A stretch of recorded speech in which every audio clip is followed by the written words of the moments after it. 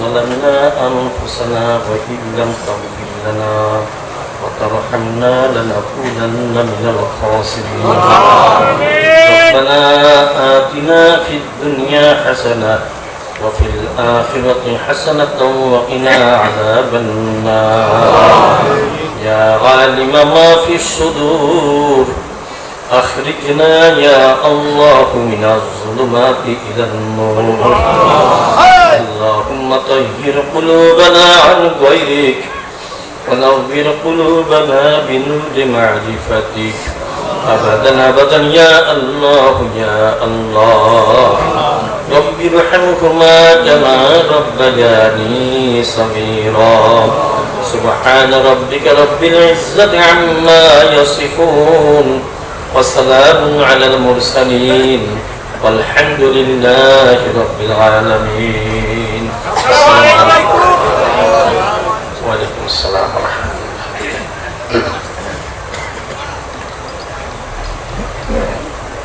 الحمد لله نحمده ونستعينه ونستغفره ونعوذ بالله من شرور أنفسنا ومن سيئات أعمالنا. من يهده الله فلا مضل له ومن يضلله فلا هادي له. ونشهد أن لا إله إلا الله وحده لا شريك له.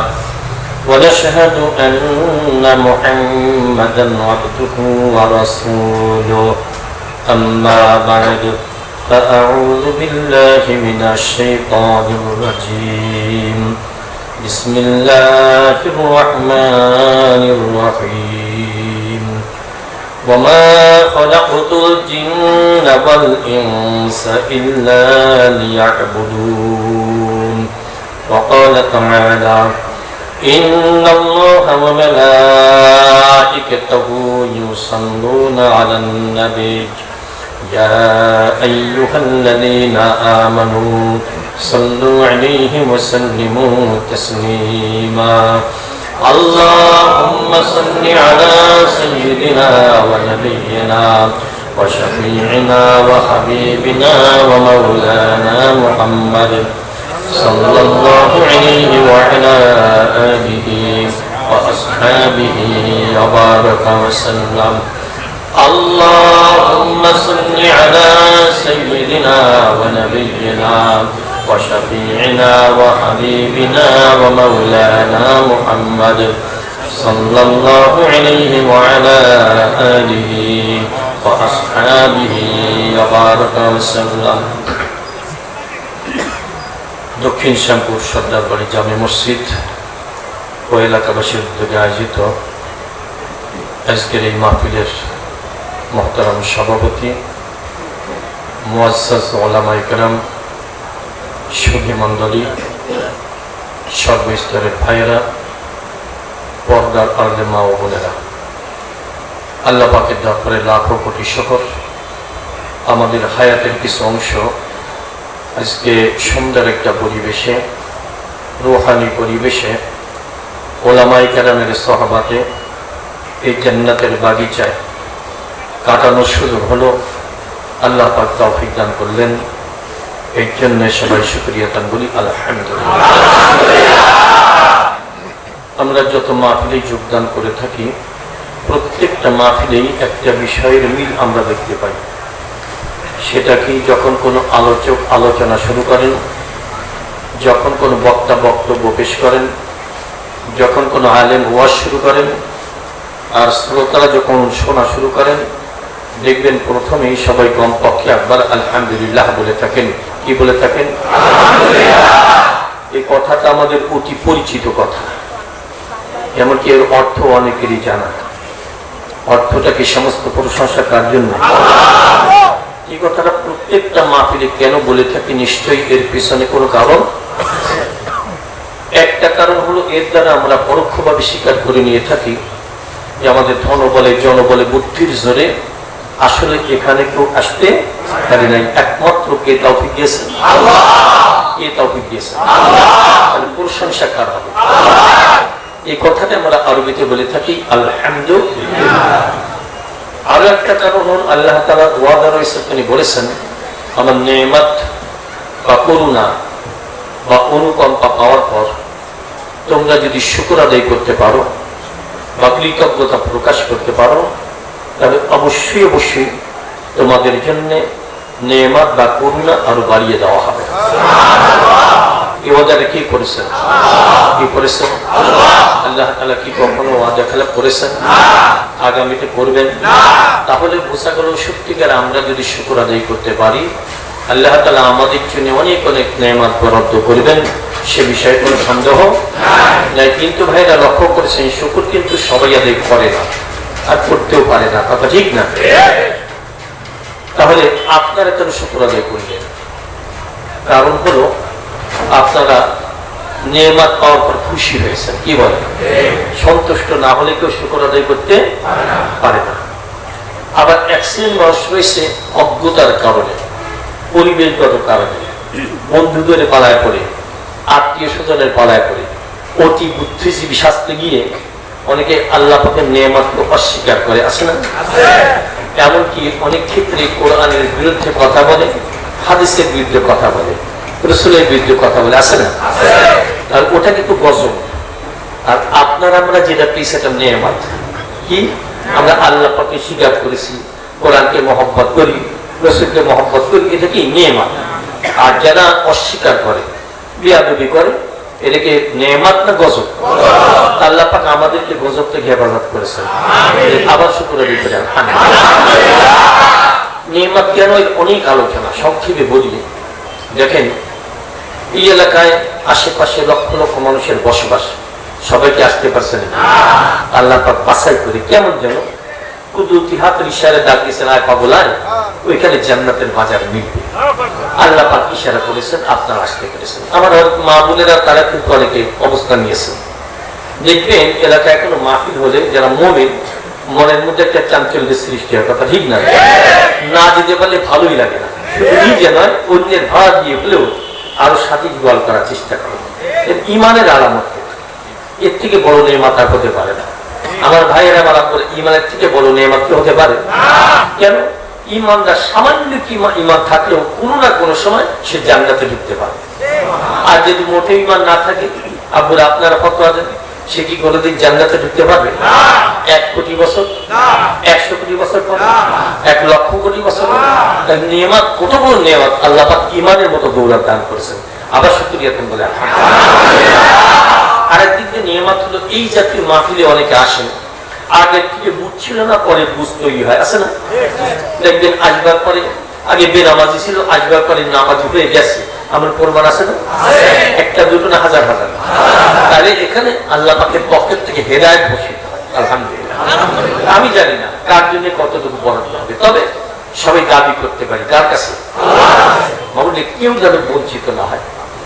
কারণ নামটা যদি জাহান্নামের তালিকা থেকেও থাকে, আপনি কার অন্তর থেকে পছন্দ করে ফেলেছেন, তার কলিজা ভেঙে গেছে আপনার মহব্বতে, ওই মানুষটার ওসিলায় সবাইকে হেদায়েত দান করে। সবাই বলে আল্লাহ পাক পারেন না? পারেন। আল্লাহ পাকের কাছে সবাই দোয়া করব। আজকের মাহফিল আমি কিছুক্ষণ আলোচনা করতে থাকি, প্রধান আকর্ষণ আসতেছে নিতে পারি। আজ দিশা বুঝে কথা হয়েছে কয়েকবারই, আসলে আমি সংক্ষেপ করব। ওনারও তারা আছে, তারপরেও উনি দাওয়াত স্বীকার করেছেন। বাবা তো কঠিন, একেতে চেয়ারম্যান মানুষ বোঝেন তো, আবার মাদ্রাসার পরিচালক, আবার বিভিন্ন জায়গায় সফরের ডাক হয়, এর মধ্যে পাওয়া কঠিন। আপনার পেয়ে গেছেন, আল্লাহ পাকের ইচ্ছা ছাড়া হয় নাই। আবার শুকর আদায় করে আলহামদুলিল্লাহ। আমি তো মাঝে মধ্যে আসি, আপনাদের আপনের মতো হয়ে গিয়েছি, প্রতিবেশীর মতো হয়ে গেছি। যাই হোক, আমরা আসছি কাকে চেনার জন্য? আল্লাহ পাকে চিনতে পারলে মানা সহজ হবে। আল্লাহ পাকে যারা চিনে না তারা মানতে পারে। আমরা আল্লাহ এবং আল্লাহ রসুলকে চিনতে এসেছি। রসুলকে যারা চিনে তারা তাকে মানে, না চিনলে মানে না। আমরা কোরআন চিনতে আসছি, কোরআনকে যারা চিনে কোরআন মানতে পারে, না চিনলে মানতে পারে। তা আল্লাহ রসুল এবং কোরআন বিশেষ করে আমরা চিনবার চেষ্টা করব, বুঝবার চেষ্টা করব, অজ্ঞতা দূর করার চেষ্টা করব। পরকাল স্পিরিটের জন্য চেষ্টা করবো, আল্লাহ পাকের মাফ করে দেওয়ার দোয়াও করবো। কি বলে? হাদিসের একখানা বাক্য মনে এসেছে, সেটা কি? মাল্লা ইয়াসআলিল্লাহ ইয়াগদব আলাইহি। এটা খুতবার মধ্যে মাঝে মধ্যে পড়ে। হাদিস শরীফে বলা হয়েছে যে আল্লাহ পাকের কাছে চায় না, আল্লাহ পাক তার উপরে বেজার হয়ে যায়। দেখছেন অবস্থা? মানুষে বেশি চাইলে বিরক্ত হয়, আর আল্লাহ পাক কি করে? না চাইলে বিরক্ত। এর জন্য আমরা চাবো এমন দরবারে, যে দরবারের ভান্ডারে কোনোদিন শূন্যতা আসবে না, ঘাটতি আসবে না, অপূর্ণতা আসবে না, দুর্বলতা আসবে না। আল্লাহ যেন সবাইকে কবুল করে। বারবার শুকর আদায় করতেছি। শুকর সম্পর্কে দুই একটা কথা বলতে হবে। কোরআনের পাঠে অনেক ঘটনা আছে। সাবা সম্প্রদায়, এটা লম্বা ঘটনা, আমি সংক্ষেপে বলছি। আল্লাহ পাক তাদেরকে দুনিয়াতে শান্তি এবং নিরাপত্তা দান করেছিলেন। মানে যাকে বলে বরকত, যাকে বলে দুনিয়া থেকে জান্নাতের আবাস পাওয়া। এমনই একটা এলাকা, ওই এলাকার সাপ বিচ্ছু, তারপরে অন্যান্য পোকা মাকড়, সাপ পোকা কিছুই ছিল না। এমনকি বাইরের থেকে কোনো আগন্তুক আসলে তার পোশাকে বিছানায় একটা সাপ পোকা থাকে, ওই বাজারের মধ্যে ঢুকে সেটাও মারা যেত। আচ্ছা বলে তো, দুনিয়াতে থেকে শান্তি হতে পারে? কোনো উপদ্রব নাই। আল্লাহ পাক বললেন তোমরা ভোগ করো, কিন্তু সীমা লঙ্ঘন করো না। তোমরা সীমা লঙ্ঘন করো, বেয়াদবি করো, নাফরমানি করো। কিছুদিন ঠিক থাকার পর দেখবে যারা বেশি সুখে থাকে তাদেরকে ভূতে করলে কি লাগবে, তাই না? নাফরমানি শুরু করে দিয়েছে। আল্লাহ পাক নাখুশ হয়ে গেছে, বেজার হয়ে গেছে। আল্লাহ পাক দাওয়াত দেওয়ার জন্য ব্যবস্থা করেছেন তাদের কাছে পৌঁছানোর জন্য, যে তোমরা নাশুকরি করলে, বেয়াদবি করলে, নাফরমানি করলে নিয়ামত কিন্তু থাকবে না, আযাব গজব হবে। কিছু সংখ্যক মানুষ বিশ্বাস করেছে, ওরা চলে গেছে এলাকা ছেড়ে, যখন থেকে নাফরমানি শুরু হয়েছে। আর আযাব আসবে বিশ্বাস করেছে। কিছু আছে যায়নি। আল্লাহ পাক আগেই ইশারা করে দিয়েছিল যে বিরাট একটা বাঁধের ব্যবস্থা হয়েছে, এই বাঁধ ভেঙে কিন্তু বিরাট প্লাবন হয়ে যেতে পারে। আলামত কি? যখন তোমরা নাফরমানি শুরু করবা, ওখানে দেখবে ইঁদুর দেখা যাবে। ইঁদুর দেখলেই মনে করবা যে কিছুদিন পরে বাঁধ ভেঙে যাবে, গজব হবে।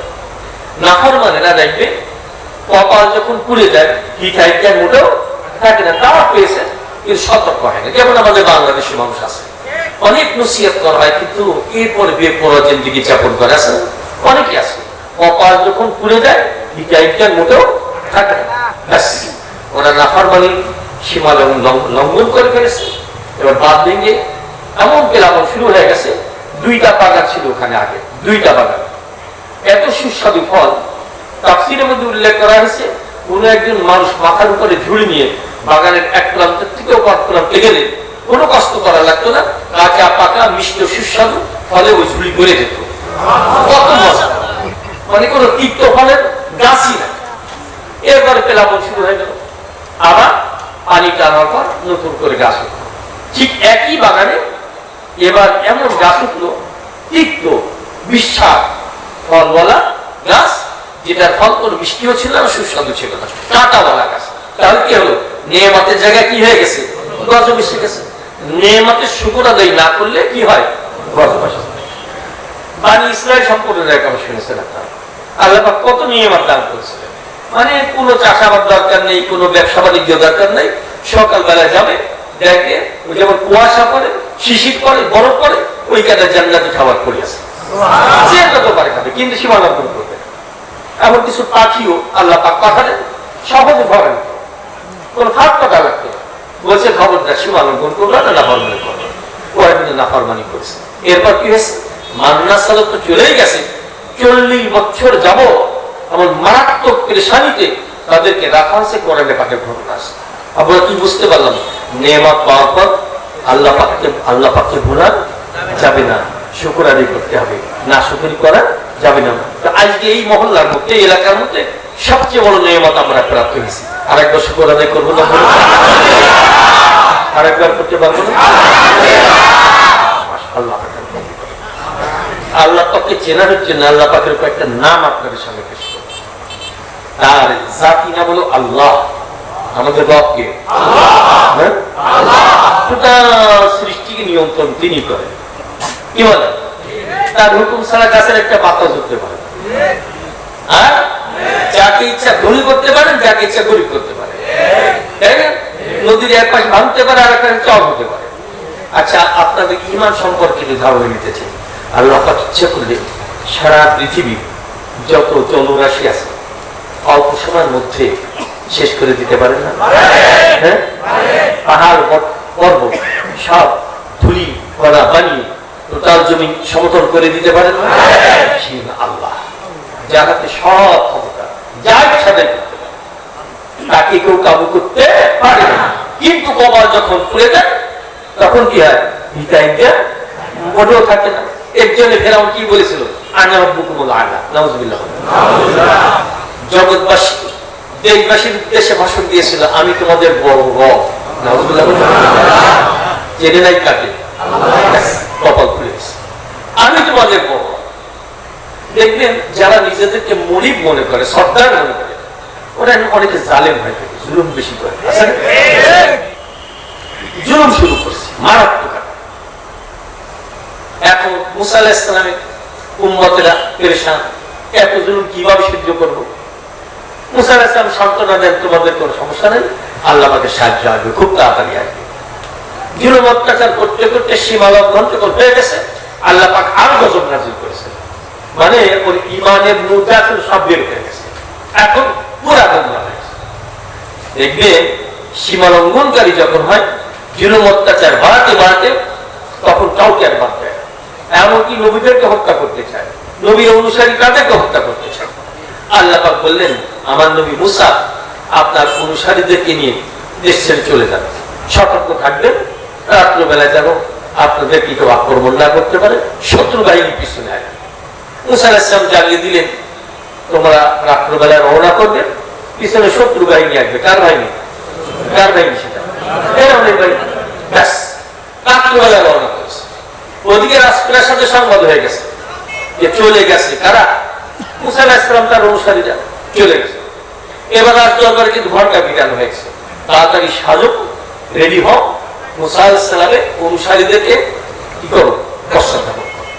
মুসা আলাইহিস সালামের অনুসারীরা চলে গেছেন সাগরের পাড়ে, নদীর পাড়ে। দেখে যে বিরাট দরিয়া, ডাক দিয়ে বলছেন, আল্লাহর নবী, মহা বিপদ, সামনে বিপদ, পিছনে বিপদ, সামনে দরিয়া, পিছনে শত্রু বাহিনী। তখন মুসা আলাইহিস সালাম কি বলেছেন? ইন্না মাইয়া রাব্বি সায়াহদিন, আমার রব আমার সাথে আছে, আল্লাহ পাক অতি তাড়াতাড়ি পথ বের করে দিবেন। এখন মুসা আলাইহিস সালামকে আল্লাহ পাক বলছেন, আপনার হাতে যেটা আছে, হাতে কি ছিল? আপনি আঘাত করেন, নদীতে আঘাত করছে, রাস্তা হয়েছে 12টা। কয়টা? হ্যাঁ, 12টা। এখন স্বাচ্ছন্দ্যে সবাই পার হয়ে গেছে, কিন্তু ভয় যায় নাই, বিশাল বাহিনী পিছনে। আল্লাহ পাক বলছেন, কোনো চিন্তা নেই, ওই অবস্থায় থাকবে রাস্তা। কেন? পিছনে আসতেছে কারা? ফেরাউন বাহিনী আসতেছে, ফেরাউন বাহিনী হাজির। এখন অনুসারীরা সেনা দল বলছে, বাদশা নাম না, এটি আসছে জীবন, বিরাট রাস্তা, 12টা রাস্তা হয়ে গেছে এই বড় নদীর মধ্যে। বিষয়টা কপাল যখন পুড়ে যায়, হিতাহিতা তোমরা কিছুই বুঝতে পারবে না, যা কিছু দেখতেছো সব আমার প্রতাপের লীলা। আর আল্লাহ পাক বলছে কি, একটু পরে বুঝতে পারবি কার প্রতাপের লীলা। ফেরাউন বলছে, আমি নামবো আগে। আল্লাহ পাক চাচ্ছেন তোকে আগে দরকার, নাম অনুসারীরা, কিন্তু এতটুকু বুদ্ধিতে আসে নাই যে রাস্তা হলো কিভাবে, এর পিছনে কোন শক্তি কাজ করছে বুঝলাম না। আল্লাহ পাক নদীকে বলে দিয়েছে খবরদার, আগে কিন্তু সমর হবে না, মিশবে না, রাস্তা থাকবে। কেন? ওর নামে পর বাকি খেলা হবে। যাদের নামছে আল্লাহ পাক নদীকে হুকুম করে দিয়েছেন যে আগে যা ছিল তাই হয়ে যাবে। অধিকাংশ মানুষ মরুভূমিতে আর কিন্তু সাঁতার জানে না, দেখবে ঢাকাতে কিন্তু অনেকেই সাঁতার জানে না, এর জন্য কিন্তু নৌকা ডুবি হলে তাকে মারাও গেছে। কিন্তু যারা বৃত্তশালী তারা সন্তানদেরকে সাঁতার শিখায়, তো অধিকাংশ সাঁতার জানে না। এরপর পানি আসছে, ফেরাউন বুঝতে পারছে যে এবার আর উপায় না। দেখছেন না, যখন সমুদ্রে সাইক্লোন হয়, 10 নম্বর 12 নম্বর সাইক্লোন হয়, সিগন্যাল দেয়, তখন কিন্তু দোয়া ইউজ করে। আচ্ছা, এখানে অনেক দাপটালা মানুষ থাকতে পারে এই মহল্লায়। আপনারা নিজের মনের কাছে প্রশ্ন করুন, যত বড় দাপটালা হোক না কেন, রাস্তায় চলছে একটা ছাতা মুড়ি দিয়ে, বজ্রপাত হচ্ছে, এখানে আঘাত করতেছে, ওখানে আঘাত করতেছে, তখন বোধহয় কাউকে ডাকে না। হ্যাঁ, কোন দোয়াটা পড়ে? সবচেয়ে বড় ব্যাপক একটু আগেও কিন্তু ইমাম সাহেবকে মারতেছে, এখন কোন দোয়া পড়ে বলে তো? এখন কিন্তু শেষ মুহূর্তে যে ওই বজ্রপাতটা আমার মাথার উপর পড়লে একটু পরে আমার আওয়াজ আর কেউ শুনতে পারবে না। অবস্থা হয়। আপনারা বলে অনেক সময় বড় বড় নদী পার হন না, আপনারা নদী পানি পথে যান না, বিরাট ঝড় শুরু হয়েছে, মেঘ নাই, তখন কোন দোয়া পড়ে? আপনারা পড়েন, দাপটওয়ালা মানুষ বোধহয় পড়ে, কোন দোয়া পড়ে? আবার পরে বাসায় বলেও দেয় দোয়া করো, দেখা হবে কিনা জানি না। তাহলে আমরা ঠিক সেই আল্লাহর দিকে ডাকতেছি যে বজ্রপাতের ভয়, নৌকা ডুবির ভয়, যাকে তোমরা ডাকো আমরা তাকে ডাকতে বলি, এই সেই দিকে আমরা ডাকি। কথা ঠিক না? তাহলে আল্লাহ পাকের হাতে সব ক্ষমতা। এটা জাতি না বললাম। আচ্ছা, আল্লাহ পাকের কথা বলে আমি 1 বছর আলোচনা করি শেষ হয়ে যাবে? হ্যাঁ, আমার পুরা জিন্দেগি যদি আলোচনা করি আল্লাহ পাকের কথা শেষ হবে? আল্লাহ পাক বলেছে গোটা সমুদ্র জগৎ যত সাগর আছে এর সঙ্গে আরো এতগুলো সাগর যোগ করে টোটাল যদি কালি বানায় ফেলানো হয়, আর যত বৃক্ষ আছে সব যদি কলম বানানো হয়, সবে মিলে লিখে কোনোদিন আমার কথা শেষ করতে পারবে। আল্লাহ কত বড়, কত মহান, তার সম্বন্ধে কতটুকু আমরা আলোচনা করতে পারবো। এখন জাতি নাম, আল্লাহ পাকের কাছে সিফাতি নাম আছে, গুণবাচক নাম। একটা হলো রহমান, আছে না?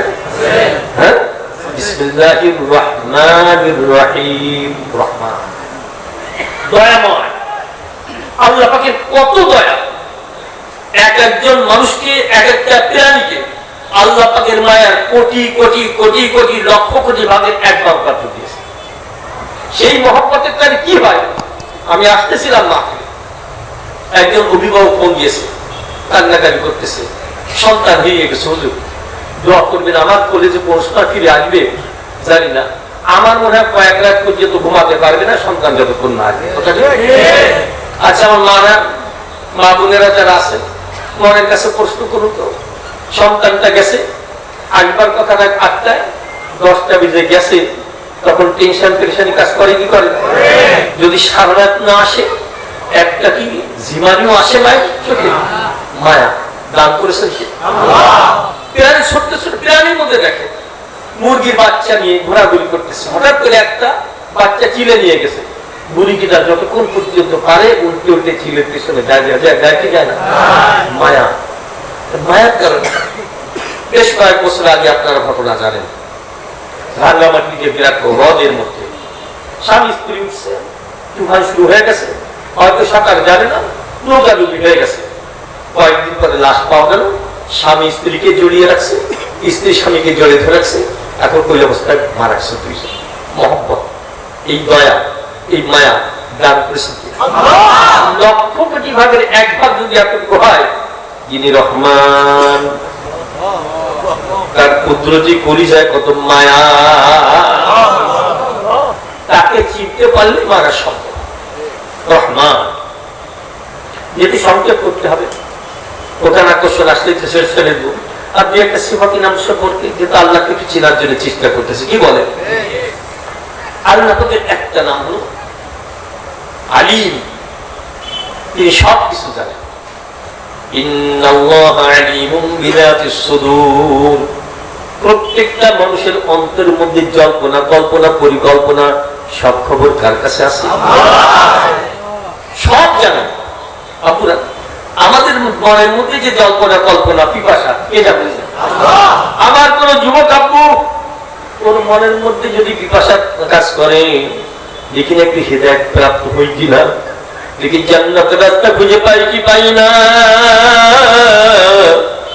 বায়ান সে তওবা করে গুনাহটা মাফ করতে পারি কি পারি না, এই জল্পনা, কল্পনা, পরিকল্পনা, এই গোপন খবরটা কার জানা আছে?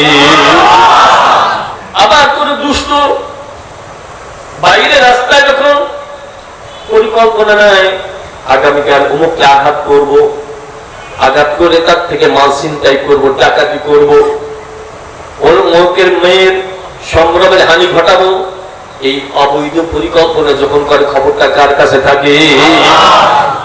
তো তার জনগোষ্ঠীর অন্তরের মধ্যে যত জল্পনা কল্পনা পরিকল্পনা কিছুই আল্লাহ পাকের কাছে গোপন থাকে না। তাতে ফাঁকি দেওয়ার চেষ্টা করলাম, মাওলা পাককে ফাঁকি দেওয়ার কোনো সুযোগ নাই। আল্লাহ পাকের আরেক নাম বাসির, তিনি সবকিছু দেখেন। আল্লাহ পাকের দৃষ্টিশক্তি কত তীক্ষ্ণ। আটলান্টিক মহাসাগরের তলদেশে ছোট্ট একটা ঘুনে কি এইটা নড়াচড়া করে কোন সাগরের তলদেশে? আটলান্টিক মহাসাগরের তলদেশে ছোট্ট একটা ঘুনে কি যখন নড়াচড়া করে, মাওলা পাকের কুদরতি দৃষ্টিশক্তিকে শক্তিকে ফাঁকি দিতে পারে না। সবকিছু দেখে। সপ্ত জমিনের নিচে কোথায় কি আছে পরমাণু পরিমাণ ছোট্ট খুঁজে বস্তুগুলো আল্লাহ পাকের দৃষ্টিশক্তিকে ফাঁকি দিতে পারে না। আমরা যে যেখানে বিচারণ করি, আমরা কি আল্লাহ পাকের নজরের বাইরে থাকতে পারি নাকি? আল্লাহ পাকের আরেক নাম হলো সামি, তিনি শোনেন। ইন্নাল্লাহা সামিউন আলিম, তার শ্রবণ শক্তি কেমন তীক্ষ্ণ। পাহাড়ের গর্তের মধ্যে ছোট্ট একটা পিপিলিকা ব্যথা বেদনার যন্ত্রণায় কাতরায় আর গড়াগড়ি খায়। আব্বুরা বলেন এমন আওয়াজ কি কোনো মানুষে শুনতে পারে নাকি? পিপিলিকা গড়াগড়ি খায় ব্যথা বেদনার যন্ত্রণায়। বলা হয়েছে আল্লাহ পাকের শ্রবণ শক্তি এত তীক্ষ্ণ, ছোট্ট পিপিলিকার ওই গড়াগড়ির আওয়াজটুকু আল্লাহ পাকের শ্রবণ শক্তিকে ফাঁকি দিতে পারে না। আল্লাহ পাকের অনেক সিফাত নাম আছে, প্রত্যেকটা বিশ্লেষণ করলে যদি আল্লাহ পাক কলবের মধ্যে ঈমানের আলো, হিদায়াতের আলো প্রজ্বলিত করে দেন, ওই মানুষটা দুনিয়ার পাগলামি আর করতে পারবে না। ও মাওলার পাগল হয়ে কবরে দেওয়ার চেষ্টা করবে। আল্লাহ পাকের পাগল হয়ে কবরে যারা রওনা করে, পদে পদে আল্লাহ পাকের রহমতের নজরে থাকে। শুধু তাই না, হায়াতটা যখন শেষ হয়ে যায়, আল্লাহ পাক দেখেন আমার পাগল তো আমার দরবারে আসার সময় হয়ে গেছে, স্ত্রী দলের ব্যবস্থা করা দরকার, ওকে অভয় বাণী শোনানো দরকার। আল্লাহ পাকে একসাথে ফেরেশতা পাঠিয়ে দেন, যাও যাও আমার পাগল আমার দরবারে আসবি। মরণ মুহূর্তে ফেরেশতারা তাকে অভয় বাণী শোনায় আল্লাহ পাকের কালামের কথা, আল্লাহ তাখাফু ওয়ালা তাহজানু ওয়া আবশিরু বিল জান্নাতিল্লাতী কুনতুম তুআদুন। ওই ফেরেশতারা এসে অভয় বাণী শোনায়, আল্লাহ তাখাফু, আল্লাহর পাগল আপনার কোনো ভয় নাই, ওয়ালা তাহজানু, কোনো দুশ্চিন্তার কারণ নাই, ওয়া আবশিরু বিল জান্নাতিল্লাতী কুনতুম তুআদুন। আল্লাহ পাক যে জান্নাতের ওয়াদা করেছেন, এই জান্নাতের সুসংবাদ নিয়ে আমরা তোমার কাছে হাজির হয়ে গিয়েছি। এই জান্নাতের সুসংবাদ প্রাপ্তিতে আমরা চাই না পুরো? সবাই চাই। হাত উঁচু করে দেখানো যায়। মাবুদ আপনি কবুল করে নেন। জান্নাত দেখেন, জাহান্নাম দেখে নাই, না দেখে বিশ্বাস করে জান্নাত কামনা করে মাবুদ ওই হাতখানা বেশি পছন্দ করেছে, ওই হাতখানার ওসিলায় আমাদের প্রত্যেক নাম তার জান্নাতীদের তালিকাভুক্ত করে দেন। সবাই বলি আমিন। আমরা আল্লাহ পাককে খুশি করতে হলে একটু কষ্ট করা লাগবে, রাজি আছে কিনা? মানুষ অভাব অনটন অসচ্ছলতা স্পর্শ করতেও পারে, অনেকে পারে না। অনেকে মনে করে গরিব মানুষ কিভাবে ইবাদত করবো। আব্বুরা বলেন সাহাবায়ে কেরামের থেকে আমরা কি গরিব হয়ে গেছি নাকি? রাসূলুল্লাহ সাল্লাল্লাহু আলাইহি ওয়াসাল্লামকে একবার জিজ্ঞাসা করলো, ইয়া রাসূলুল্লাহ, যার একখানা কাপড় আছে কিভাবে নামাজ আদায় করবে? আল্লাহ পাকের হাবিব বললেন, তোমাদের দুইখানা কাপড় আছে, আমাকে বলো কার? অর্থাৎ অধিকাংশ সাহাবায়ে কেরামের একখানা কাপড় নিয়ে তারা কিন্তু জিন্দেগি যাপন করতেন। এমন অভাবে কিন্তু আমরা নাই, কথা ঠিক না পিঠি? যখন যাতনা ক্ষুধা কামনা কেমন ভাবে সহ্য করা লেগেছে। এক পর্যায়ে কিতাবে উল্লেখ করা হয়েছে আবুরার নামটা বলেন 1 নম্বরের খলিফা, উম্মতের মধ্যে 1 নম্বরের ব্যক্তিত্ব। এই জগতে যত মুসলমান আছে গত দিনে ছিল, আগামীতে আসবে। 1 নম্বরের শ্রেষ্ঠ উম্মতকে আবু বকর সিদ্দিক রাদিয়াল্লাহু তাআলা আনহু। এক পর্যায়ে প্রখর রৌদ্রের মধ্যে মসজিদে গিয়ে হাজির। একটুবার 2 নম্বরের ব্যক্তিত্ব, 2 নম্বরের খলিফা, উম্মতের মধ্যে 2 নম্বরের নামটা কি? একটু পরে ওমর রাদিয়াল্লাহু তাআলা হাজির। ডাক দিয়ে আবু বকর সিদ্দিক রাদিয়াল্লাহু তাআলাকে বলেন যে আপনি এই প্রখর রৌদ্রের সময় হঠাৎ করে অসময় মসজিদে কেন আসছেন? বলছে ওমর, আর কোনো কারণ নাই, ক্ষুধার তাড়না জঠর যাতনা সহ্য করতে পারতেছিলাম না, একটু স্বস্তি পাওয়ার জন্য আল্লাহ পাকের ঘরে হাজির হয়েছি। আমি তো হাজির হয়েছি, তুমি কেন হাজির হয়েছ? এখন দাঁড়িয়ে বলে আমি একই কারণে আসছি, জঠর যাতনা সহ্য করতে না পেরে আল্লাহ পাকের ঘরে স্বস্তি পাওয়ার জন্য এসেছি। একটু বড় রাসূলুল্লাহ সাল্লাল্লাহু আলাইহি ওয়াসাল্লাম হাজির। ডাক দিয়ে বলেন তোমরা এখানে হঠাৎ করে কেন আসছো? ইয়া রাসূলুল্লাহ, কসম করে বলছি ক্ষুধার তাড়না জঠর যাতনা সহ্য করে পারতেছিলাম না, একটু স্বস্তি পাওয়ার জন্য আল্লাহ পাকের ঘরে আমরা হাজির হয়েছি। কিন্তু আপনি কেন হাজির হয়েছেন? রাসূলুল্লাহ সাল্লাল্লাহু আলাইহি ওয়াসাল্লাম জবাব দেন, হে আবু বকর, হে ওমর, তোমরা দুইজনে যে কারণে হাজির হয়েছ আমি রাসূল একই কারণে হাজির হয়েছি। অনেকক্ষণ খোশ আলাপ আলোচনা হলো।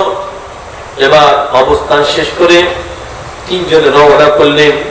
আবু আইয়ুব আনসারী রাদিয়াল্লাহু তাআলার বাড়িতে হাজির হলেন। এবার আবু আইয়ুব আনসারী রাদিয়াল্লাহু তাআলা বাড়িতে ছিলেন না, বাড়ি ছিলেন তার আহলিয়া, তার স্ত্রী। যখন জানতে পারলেন পৃথিবীর শ্রেষ্ঠ 3 জন মেহমান আমার বাড়িতে হাজির, খুশিতে পাক হয়ে গেছে। পর্দার আড়াল থেকে বসবার ব্যবস্থা করা হয়েছে। আর বলছে আমার স্বামী বেশি দূরে যায় নাই, অল্পক্ষণের মধ্যে আসবেন। কিছুক্ষণ পর আবু আইয়ুব আনসারী রাদিয়াল্লাহু তাআলা আসছেন।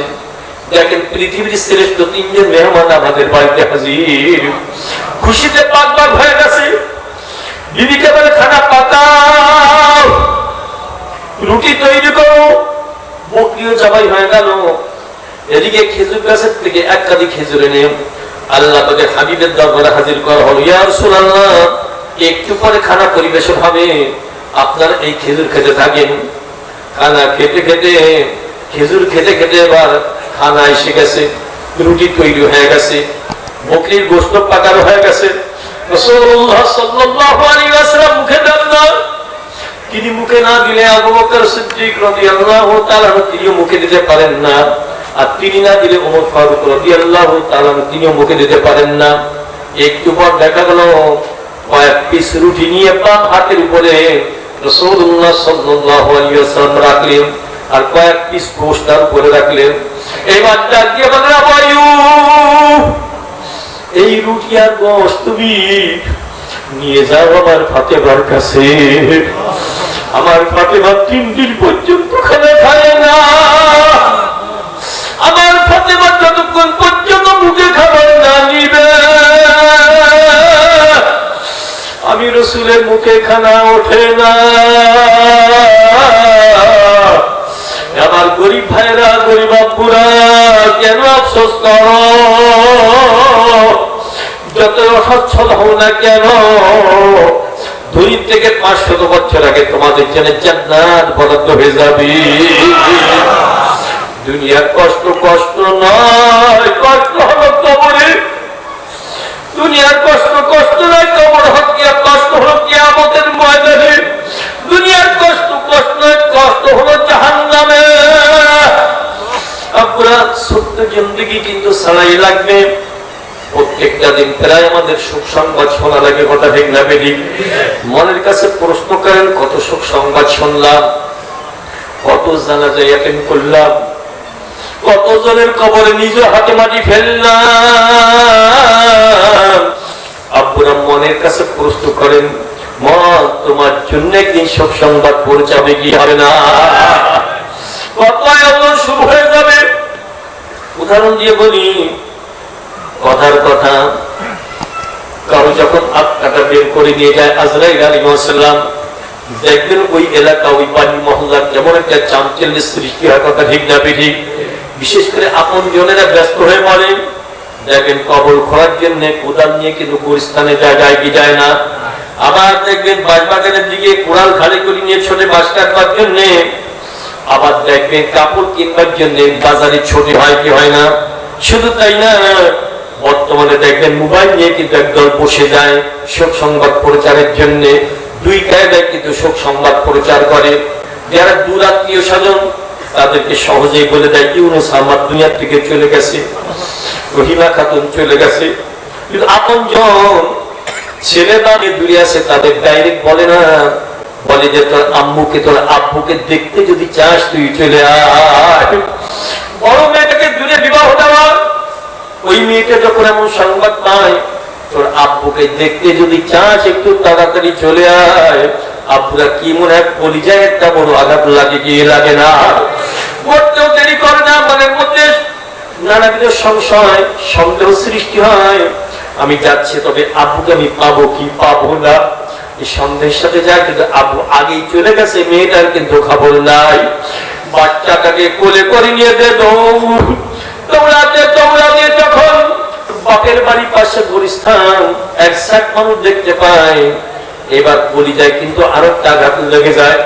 মনে কে তার জন্য আয়োজন, আসলে কি আমার আব্বু চলে গেল নাকি? আত্মপ্রবোধের জন্য মনকে বুঝায়, অন্য কারোর জন্য তো হতে পারে। কদম কিন্তু আগের থেকে আরো জোরে চলে, দ্রুত চলে, কথা ঠিক না ঠিক? বাপের বাড়ির সামনে যখন যায়, নিজের মনের কাছে প্রশ্ন করে এত মানুষ কেন? কেউ কেউ ভ্যান ভান করে তাকিয়ে চোখ দিয়ে পানি ছড়ায়। আর মসজিদে যে পালকিটা ঝোলানো থাকে, ওই পালকিটাও দেখা যায়। যে পালকিতে একবার পর উঠে যায়, পালকির পর কোনদিন ফিরে আসে না। আমার আপনারা মনের কাছে প্রশ্ন করো, তুমি তবে বর সাজবা, বর কিন্তু সাজাই লাগবে, খালি পালকি ফিরে আসবে, তুমি বর আনবে না। কোন দিয়া ঢুকায় পড়ছ, যাওয়াই লাগবে, বড় বিল্ডিং করেছ, বড় প্রাসাদ, বড় অট্টালিকা, সারা কিন্তু লাগবেই লাগবে। ছোট্ট একটা মাটির ঘর তোমাকে উপহার দেওয়া হবে। আপনারা কিতাবে লেখা হয়েছে কবরে সব শেষে যে মানুষটা যাবে কমপক্ষে 40,000 বছর টাকা লাগবে। কত বছর? আমরা একটা দিনের কষ্ট সহ্য করতে পারি না, একটা ঘন্টার কষ্ট আমরা সহ্য করতে পারি না। আমার মেয়েরা, তোমরা কথা বুঝবে, যখন প্রসব বেদনা শুরু হয়ে যায় কেমন তোমাদের কাছে লাগে? কতদিনে কত সান্ত্বনা দেয়, তারপরও কেন বলো একটা ছুরি নাই আমার পেটটা কেটে যাবে, তো সহ্য করে পারলাম না। আমরা কত রোগ যন্ত্রণা সহ্য করতে পারি, কত আত্মহত্যার খবর পাওয়া যায়। একটা দুইটা ঘন্টা কষ্ট সহ্য করতে পারো না, আর কবরে 40,000 বছর যদি কষ্টর যাতনা শুরু হয়ে যায়। দুনিয়ার কষ্টের সময় সান্ত্বনাও পাওয়া যায়, আপনজন কিন্তু ছুটে আসে। মা তোমার কোনো সবেদনা শুরু হয়ে গেলে স্বামীও সান্ত্বনা দেয়, মাও পাশে সান্ত্বনা দেয়, আর শ্বশুর উঠান থেকে বলে ডাক্তারের কাছে ছুটে যায়। দুনিয়ার কষ্টের সময় সান্ত্বনাও পাওয়া যায়। আমরা মনের কাছে প্রশ্ন করো, কবরে কে সান্ত্বনা দিবে? চিৎকার করলে কে ডাক শুনে আসবে? দুনিয়ার ঘরে আগুন লাগলে কতদিনে দৌড়া চলে আসে পানি দিয়ে পানি ছিটায়।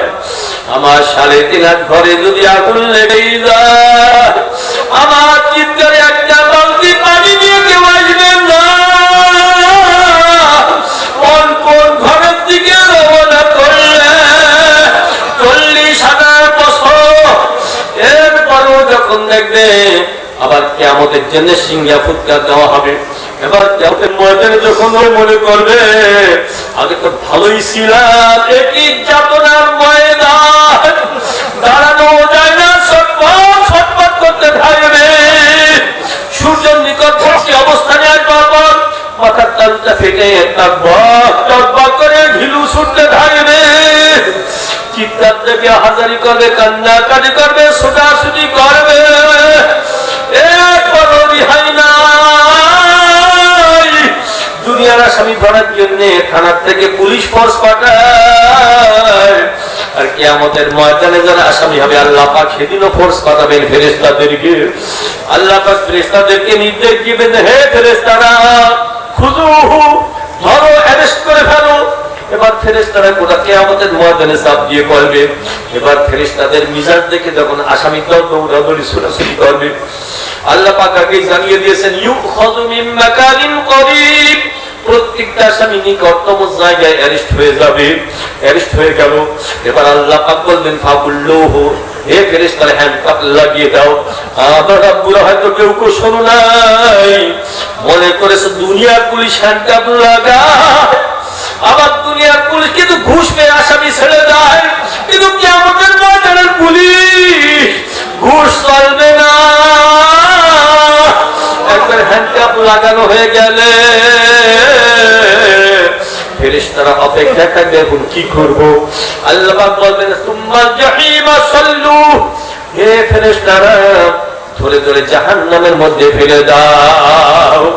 যুগ যুগ করে যখন জাহান্নামে ফেলে দিবে, নাসাআতাল লিশওয়াব, জাহান্নামের আগুন গায়ে লাগবার সাথে সাথে গায়ে চামড়া খুলে খুলে পড়তে থাকবে।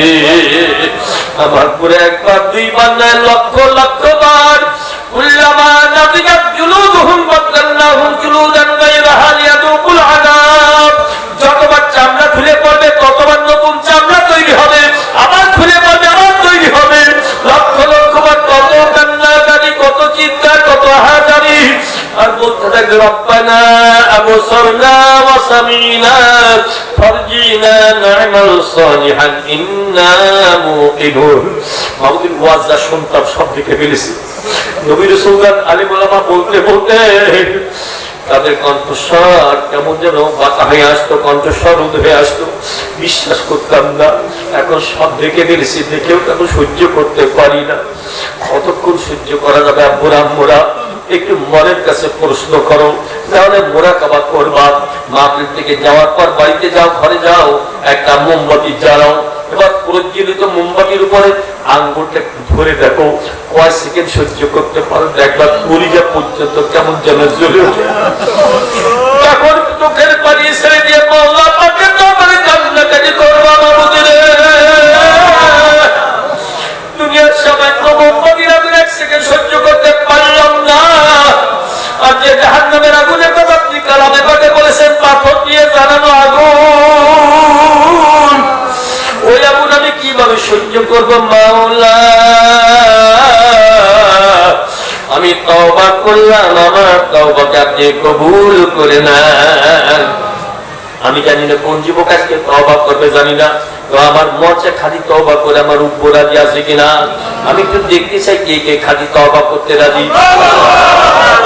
আপনি কবুল করে নেন, প্রত্যেকের ঘর আপনি হেদায়েতের মালা পরিয়ে দেন, সবাই বলি আমিন। আবার পুরা বলে দেয়, খবরদার নিরাশ কিন্তু হওয়া জায়েজ নাই। হাত নামাও, নিরাশ হওয়া যাবে না। আল্লাহ পাক বলেছেন লা তাকনাতু মির রাহমাতিল্লাহ, তোমার গুনাহ জমিন থেকে আসমান পর্যন্ত পরিপূর্ণ যদি হয়ে থাকে, এরপরে যদি আমার দুয়ারে জান্নাত যাওয়ার মতো দিতে পারো, তওবা করবার মতো তওবা করতে পারো, আমার রহমতের দরিয়ায় তুফান খেলা শুরু হয়ে যাবে। ওই একটা তুফান যদি তুফানের ঢেউ তোমার কলবের মধ্যে ঢুকে যায়, তোমার কলবের মধ্যে কোনো কোনো ময়লা থাকবে না। আল্লাহ পাক আরো সুসংবাদ শোনান যে তোমরা তওবা করবা, করে নেক আমল যদি শুরু করতে পারো, তওবা করবার পরে কি করতে হবে? নেক আমল শুরু করতে যদি পারো, আল্লাহ পাক বলেন তাদের জন্য পুরস্কার ঘোষণা করা হলো। আমি কি এই পুরস্কারের কথা বলবো নাকি?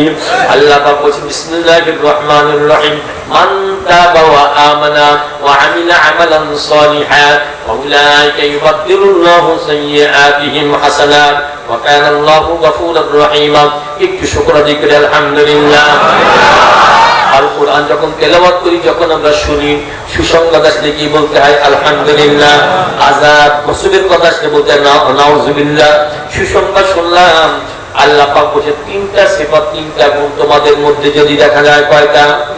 মান তাবা, খাঁটি তওবা করলো। কি করলো? তওবা। ওয়া আমানা, ঈমানটাও তার মধ্যে যদি থাকে। ওয়া আমিলা আমালান সালিহান, নেক আমলে যদি অভ্যস্ত হতে পারে। কয়টা হলো? তওবা, ঈমান আর কি? নেক আমল। আল্লাহ পাক বলেন ফাউলাইকা ইউবাদদিলুল্লাহু সাইয়্যাতিহিম হাসানাত ওয়া কানা আল্লাহু গফুরুর রহিম। আল্লাহ পাক বলেন ওর জিন্দেগীর সকল গুনাহ খাতা মাফ করে দেওয়া হবে।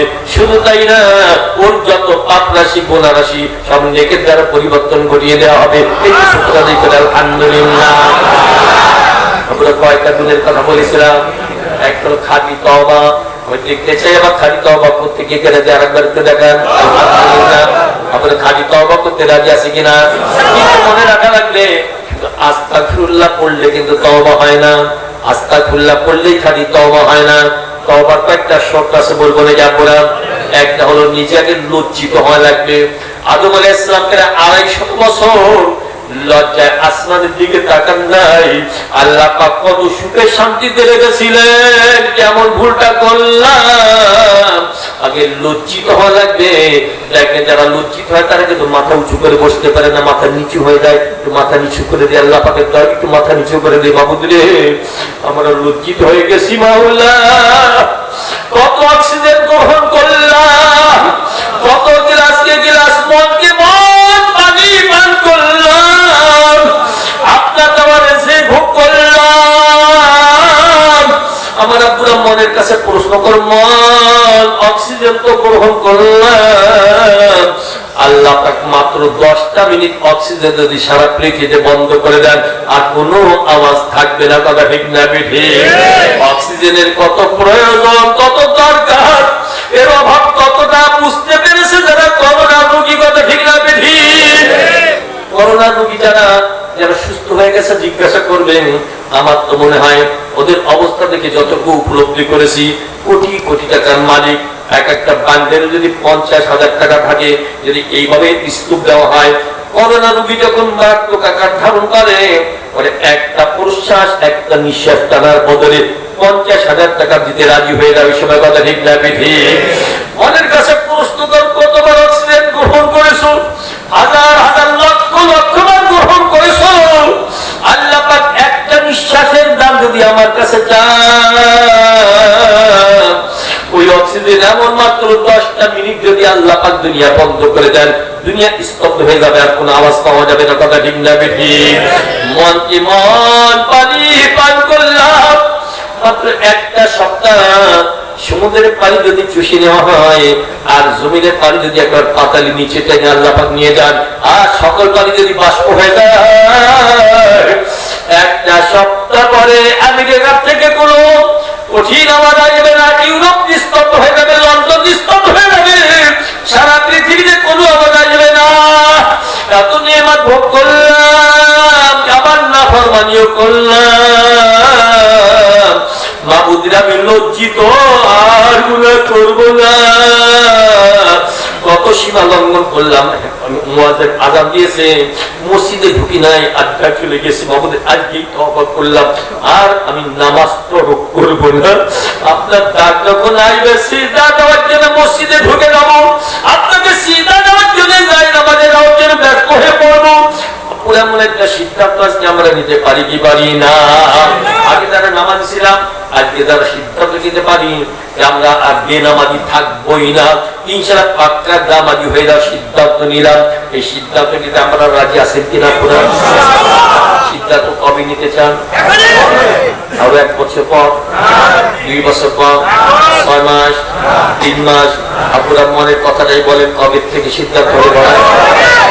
বেনামাজি থাকবো জোরে বলেন বেনামাজি ফার্সি একটা গ্রামারের কিতাবে লেখা আছে আজ বেনামাজি খুব বেতারাজ বলা হয়েছে কেউ রাগ করবেন না বেনামাজি থেকে নাকি শুকর উত্তম নাউজুবিল্লাহ বলেন তাহলে বেনামাজি কত ঘৃণিত কথা ঠিক না ঠিক কিন্তু শুকর দেখবেন ছোটবেলায় দেখেছি মাঝে মধ্যে দেখা যায় শুকর যখন এলাকায় যায় কোনো বাড়িতে কোনো রান্নাঘরে ঢুকে যদি একটা পেয়ালায় একটা প্লেটে মুখ দেয় দেখেন কেউ ব্যবহার করতে রাজি হয় না কথা ঠিক না বেঠি আমরা কেমন জিন্দেগি গঠন করলাম কেমন পরিবার গঠন করলাম একটা পরিবারের মধ্যে কতজন বেনামাজি আর অভিভাবকেরা নিশ্চিন্তে ঘুমায় আমরা সিদ্ধান্ত নেওয়ার লাগে নিজেও পাক্কার নামাজি হয়ে যাব আমার বাড়ির সদস্যদেরকে যেন বুঝতে পারে মানুষ একজন খাঁটি মুসলমানের বাড়ির সদস্য কথা ঠিক না ঠিক আমরা চেষ্টা করতে রাজি আছি কিনা গুনাহের কাজ আমরা পরিত্যাগ করবো মাবুদের যত পাপের কাজ করেছি আপনার কুদরতি কলিজা ব্যথা দিয়েছি আপনার বান্দাদের কষ্ট দিয়েছি আমার পুরা দেখেন সন্তানের দ্বারা পিতা মাতাও কষ্ট পায় আছে কিনা দেখেন কপাল যখন পুড়ে যায় পিতাই জ্ঞান থাকে না যখন বাপমা বৃদ্ধ এবং বৃদ্ধা হয়ে যায় বাপমাকে ভুলে যায় কথা ঠিক না বেঠি ওই সেই শিশুবেলার কথা ভুলে গেছে আব্বুর কাছে যাই দাবি করতাম তাই এনেত বাজার থেকে আব্বুকে বলতাম নতুন জামার জন্য নতুন জামা আমার জন্য কত কষ্ট করতে হোক আমি অসুস্থ হয়ে পড়লে আব্বা আম্মার ঘুম ছিল না এখন আব্বা আম্মাকে কষ্ট দেয় যদি দিয়ে থাকি আজকে খাঁটি তওবা করব যদি তারা বেঁচে থেকে মাপ চেয়ে নিব আর যদি চলে যে থাকে কবরের পাশে গিয়ে যখন বলবো রব্বির হামহুমা কামা রাব্বায়ানি সগীরা মামুদের আমি শিশু অবস্থায় আমাকে যেমন স্নেহ মমতার মাধ্যমে লালন পালন করেছি আমার আব্বু আপনার কাছে চলে গেছে তার নিরাপত্তার ব্যবস্থা আপনি করে দেন আব্বু আমি জানি না কে কাকে কষ্ট দিয়েছেন আমার মেয়েরা স্বামীকে কতবার কষ্ট দিয়েছে মনে রাখবা স্বামীর কলিজায় যখন আঘাত দাও স্বামীর সঙ্গে যখন তোমরা তর্ক বিতর্ক করো তোমার জিহ্বা সঞ্চালন হয় সাথে সাথে আল্লাহ পাকের গজবের নজর তোমার উপরে পড়ে যায় আমার আব্বুরা নাকি স্ত্রীকে কষ্ট দেয় যৌতুকের লোভে খবরদার কাউকে কষ্ট দিও না মুসলিমেরা হাজারি ওদের অভিশাপ ঈদের মধ্যে কোনো পর্দা থাকে না ডাইরেক্ট আল্লাহ পাকের দরবারে চলে যায় এদের কাউকে কষ্ট দিও না আমার মালিককেও কষ্ট দিও না খাঁটি তওবা করো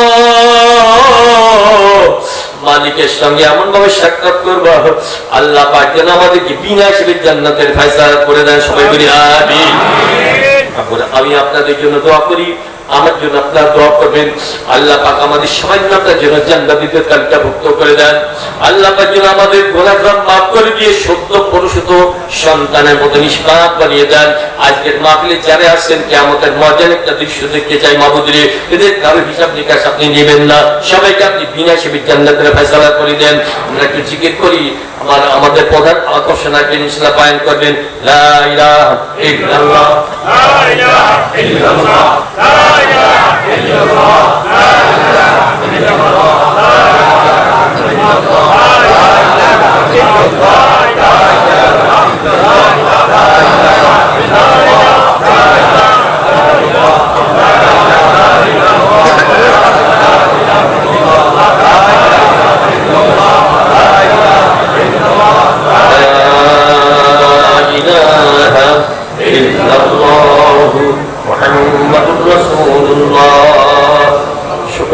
আলহামদুলিল্লাহ আমাদের প্রধান আকর্ষণ একেবারে কাছাকাছি এসে গেছেন উনি খবর দিয়েছেন সংবাদ দিয়েছেন কয়েকদিন আলোচনা করে রাখলে ভালো আলোচনা করবো আমি জাহিরি আমল সম্পর্কে দু একটা কথা বলেছি মনে আসছে আমি বাতিনি আমল সম্পর্কে দু একটা কথা বলবো না যাবো না জাহিরি আমলের ত্রুটি হলে দেখলে সমাজের চোখে ধরা পড়ে তাই না উস্তাদের সামনে ধরা পড়ে আব্বা আম্মার সামনে ধরা পড়ে এমন কিছু রোগ আমাদের মধ্যে আছে যেটা সমাজের চোখে ধরা পড়ে না আব্বা আম্মার কাছে ধরা পড়ে না উস্তাদের কাছে ধরা পড়ে না এর একমাত্র আল্লাহ পাক ভালো জানেন সেই রোগের কথা আমি বলবো যে রোগটা থাকলে জান্নাতের সংসার যাওয়া যাবে না এমনকি জান্নাতের ঘেরানো পাওয়া যাবে না বলবো একটা হলো যাকে উম্মুল আমরাজ বলা হয় অর্থাৎ অন্তরের কলবের হৃদয়ে যত রোগ থাকে এই রোগের মা হলো তার নাম তাকাব্বুর। কি বললাম?